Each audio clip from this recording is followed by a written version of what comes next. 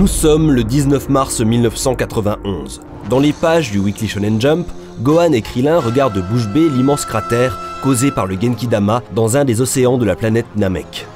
L'immonde Freezer a enfin été vaincu. Soudain, Piccolo émerge de l'eau, portant avec lui... Le grand, le vaillant Son Goku. Ariane, non! Nos héros célèbrent leur victoire dans une page entière sans dialogue ni onomatopée. Ils profitent enfin du silence après la rage et la furie d'un long et éprouvant combat. Mais alors qu'ils ont décidé de rentrer sur Terre, le visage de Krillin se fige. Freezer est encore en vie. Tout se passe très vite. Piccolo est touché et tombe au sol. Goku n'est plus en état de se battre. Il hurle. Partez immédiatement! Vous avez envie de mourir ou quoi? Mais c'est déjà trop tard. Freezer tend la main, Krillin s'envole, et en un instant, il est mort. En riant, Freezer menace de tuer Gohan. C'est alors que Goku perd le contrôle. Sa rage brise une limite en lui, son pouvoir explose, ses cheveux passent du noir à l'or. Le Super Saiyan légendaire vient de naître. Nous sommes le 19 mars 1991 et jamais les fans de Dragon Ball n'ont autant vibré, car nous venons d'atteindre la culmination de l'histoire de Son Goku. Retournons désormais en 2022. Rien de tel que le présent. L'arc Namek est souvent cité comme le modèle d'arc narratif dramatique pour les mangas. C'est une montée en tension permanente qui culmine avec la transformation la plus iconique de toute l'histoire du médium. C'est ce qui fait de Dragon Ball Z la référence qui inspirera tant d'autres œuvres nippones et occidentales jusqu'à aujourd'hui. À côté de ça, Dragon Ball Super... Non ça va, on va pas encore se moquer de l'animation. Mais arrêtez de tirer dessus, il est déjà mort! Dragon Ball Super porte plutôt mal son nom. Si DBZ est assez universellement apprécié et acclamé, ses points forts compensant largement ses points faibles, sa suite la plus récente, Jamais je ne t'oublierai, est beaucoup critiquée. Mais on ne pose jamais la question de pourquoi des choses qui avaient si bien marché dans DBZ ne fonctionnent plus dans DBS. Et moi j'ai trouvé la réponse pour vous. C'est la faute à Goku. Oui, il faut dire les choses. Alors je vais vous expliquer pourquoi Goku ne fonctionne pas dans Dragon Ball Super. Mais avant ça, n'ayant pas remporté le grand tournoi d'arts martiaux, il me faut bien une source de zénith, donc voici un petit message de notre sponsor. Cette vidéo vous est présentée par myheritage.fr. Est-ce que vous avez des parents ? Et est-ce que ces parents ont également des parents? Pour la plupart d'entre vous, je suis prêt à parier que oui. Mais si vous voulez remonter le temps et en apprendre un peu plus sur d'où vous venez, je vous conseille de vous rendre sur myheritage.fr. MyHeritage, c'est le premier service mondial de recherche sur l'histoire familiale et de tests ADN. C'est super simple à utiliser, vous vous connectez et vous entrez les noms de vos parents, grands-parents et autres membres de votre famille proche. Et avec les 15 milliards de documents historiques stockés sur le site, vous allez trouver des correspondances qui pourront vous en apprendre un peu plus sur vos ancêtres. Personnellement, j'ai simplement eu à rentrer les noms de mes grands-parents pour que le site me propose des actes de naissance me permettant de remonter jusqu'au règne de Louis XIV. Et non, c'est pas lui mon ancêtre. Moi, c'était principalement, exclusivement des paysans et des tuiliers au XVIIIe siècle. L'argile coule dans mes veines. C'est également très classe de voir l'acte de mariage de mes ancêtres daté du 8 Brumaire de l'an 5 de la République une et indivisible. Et apparemment, j'ai un ancêtre dont le prénom était Léger, ce qui est merveilleux. Mais surtout, j'ai un ancêtre en commun avec mon meilleur pote et je l'ai découvert grâce à MyHeritage. J'espère que tu es fier de nous, Théobald. Le site propose également un service de colorisation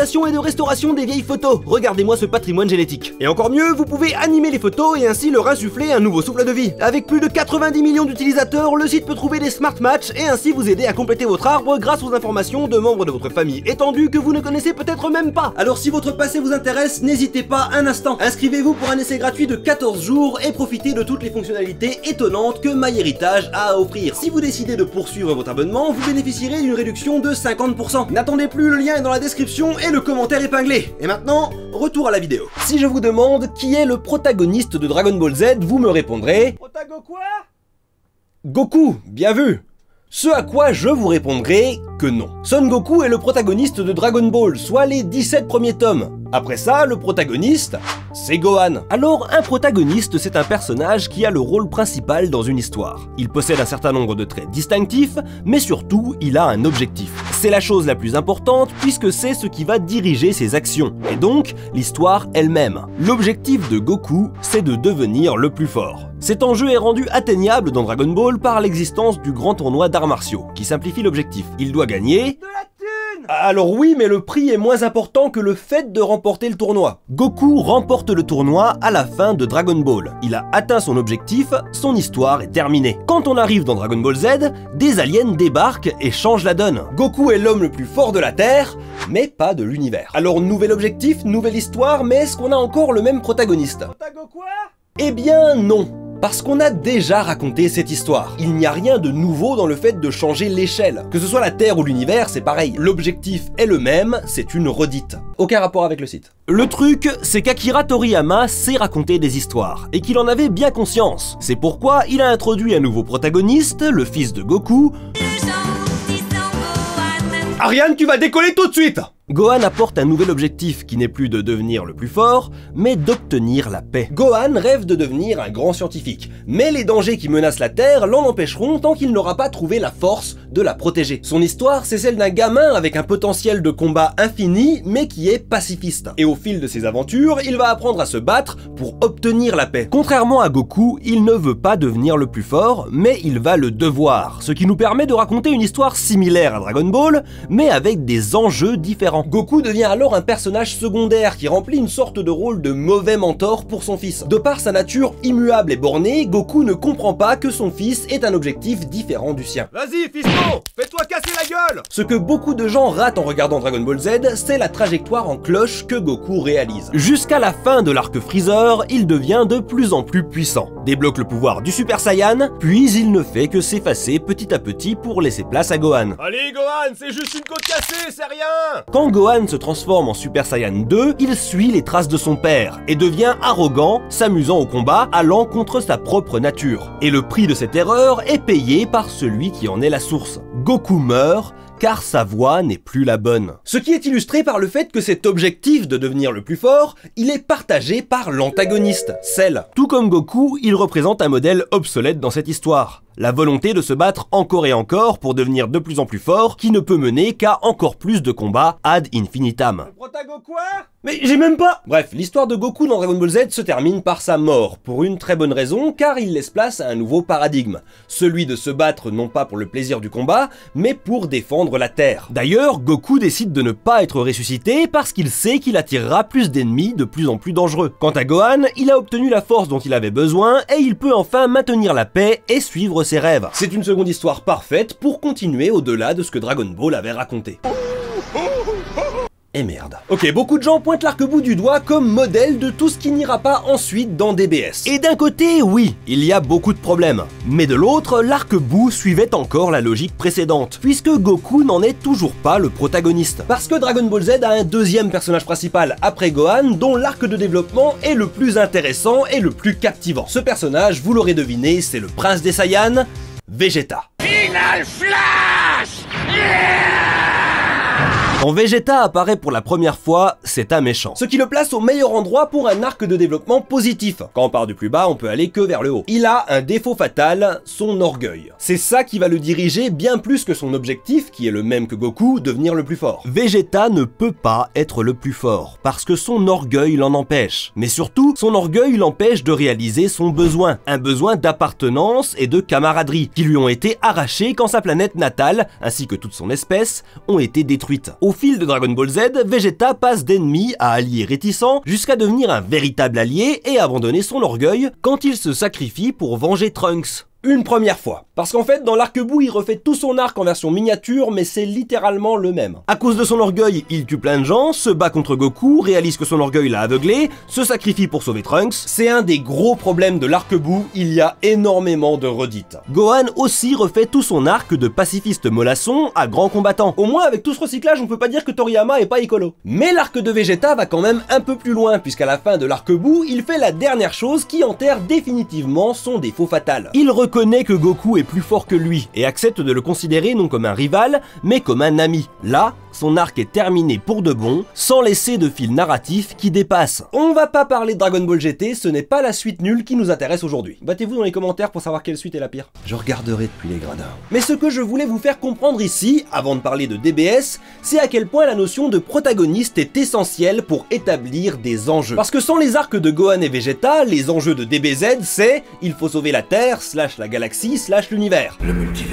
pas encore, 2 secondes. Mais pour des raisons évidentes, dans un shonen, c'est-à-dire une œuvre visant originellement un public de 8 à 18 ans, on ne va pas avoir la fin de l'univers. Donc cet enjeu, dans les faits, il est inexistant. Goku et ses amis vont toujours gagner, ce n'est pas ça qui rendait l'histoire intéressante. D'autant plus dans un univers avec des boules magiques capables de tout réparer. Les enjeux, les seuls qui peuvent compter, ce sont ceux qui se rattachent aux objectifs et aux arcs de développement des protagonistes. Et DBZ a établi une chose, cet objectif ne peut pas être de devenir le plus fort, parce qu'il y a toujours plus fort que soi. Et donc le protagoniste ne peut pas être Goku, qui est un personnage immuable au possible, et qui ne pourra donc jamais changer d'objectif. C'est pour ça qu'à la fin de DBZ, il part avec Oob pour l'entraîner, abandonnant au passage sa famille. Il décide de former une nouvelle génération de guerriers, parce qu'il y aura toujours quelqu'un de plus fort, alors autant que ce soit quelqu'un de bien. Parce que sinon, avec Goku en protagoniste et son objectif de devenir le plus fort, eh ben l'histoire ne peut pas se terminer ni avoir de véritables enjeux. Il doit être le plus fort de la galaxie, de l'univers, du multivers. Précisément, du multivers. On va enfin parler de Dragon Ball Super.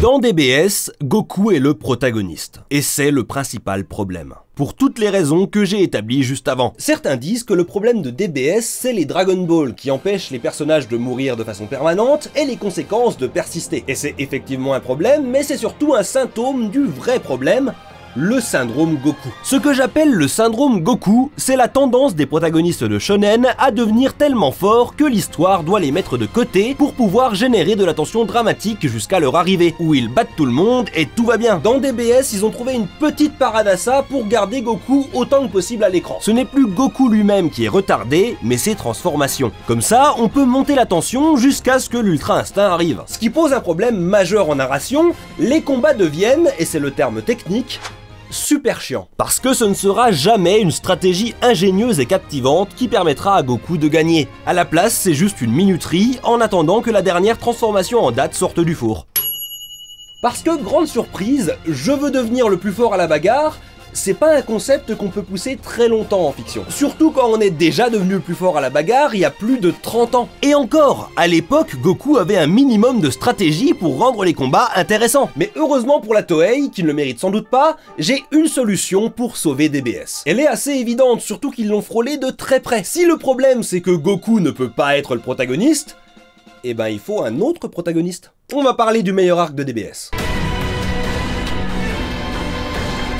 Le meilleur arc de DBS, c'est Goku Black. On y retrouvait presque la tension et les enjeux de la grande époque de DBZ. Et le protagoniste de cet arc, c'est Trunks. Trunks dont l'objectif n'est pas de devenir le plus fort à la bagarre, mais de sauver son univers. Alors, techniquement, je suis pas sûr que l'objectif soit accompli. Mais on va dire que obtenir une copie de son univers après que tout le monde soit mort et qu'il ait été entièrement détruit, c'est un bon lot de consolation. L'arc Goku Black a beaucoup de défauts. Et je pense que Dragon Ball Super devrait éviter de faire du voyage temporel, ça ne leur réussit pas. Mais ce qu'il faut en tirer, c'est le besoin de changer de protagoniste. On peut toujours garder Goku et Vegeta et leur donner 3000 nouvelles transformations qui vendront plein de figurines, mais ils doivent être des personnages de soutien pour un autre protagoniste. Un protagoniste avec un objectif qui donne de véritables enjeux. Quelqu'un qui peut avoir un arc de développement différent de devenir de plus en plus fort. Quelqu'un dont l'histoire peut se terminer. Elle peut même durer moins de 10 épisodes. Je vais encore citer ma référence préférée, mais si Doctor Who existe depuis les années 60, c'est parce que la majorité du temps, et de l'espace, le Docteur n'est pas le protagoniste. D'ailleurs, ses compagnons ne le sont pas toujours non plus. Là où la série brille, c'est quand elle fait de nos héros des personnages de soutien